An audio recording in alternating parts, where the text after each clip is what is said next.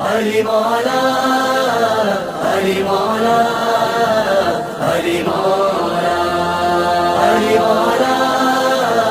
علی مولا علی مولا من كنت مولا فهذا علی مولا من كنت مولا فهذا علی مولا فرمان رسول خدا ہے جس جس کا میں مولا اس کا یہ علی مولا. غدیر کیا ہے اگر اس سے آشنا ہوتے غدیر کیا ہے اگر اس سے آشنا ہوتے تمہارے چرچے بھی دنیا میں جا بجا ہوتے. غدیر کیا ہے اگر اس سے آشنا ہوتے غدیر کیا ہے اگر اس سے آشنا ہوتے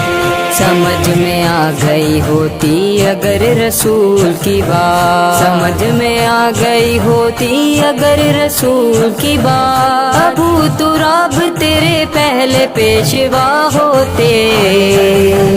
غدیر کیا ہے اگر اس سے آشنا ہوتے غدیر کیا ہے اگر اس سے آشنا ہوتے غدیر خطبے کو گر دل سے مان لیتے تم غدیر خطبے کو گر دل سے مان لیتے تم تمہارے میسا مکمبر سے ہم نوا ہوتے. غدیر کیا ہے اگر اس سے آشنا ہوتے من كنت مولا فهذا علی مولا علی کو مانتے گر دل سے تم علی مولا علی کو مانتے گر دل سے تم علی مولا نگاہ خلق میں تم آج پارسا ہوتے. من كنت مولا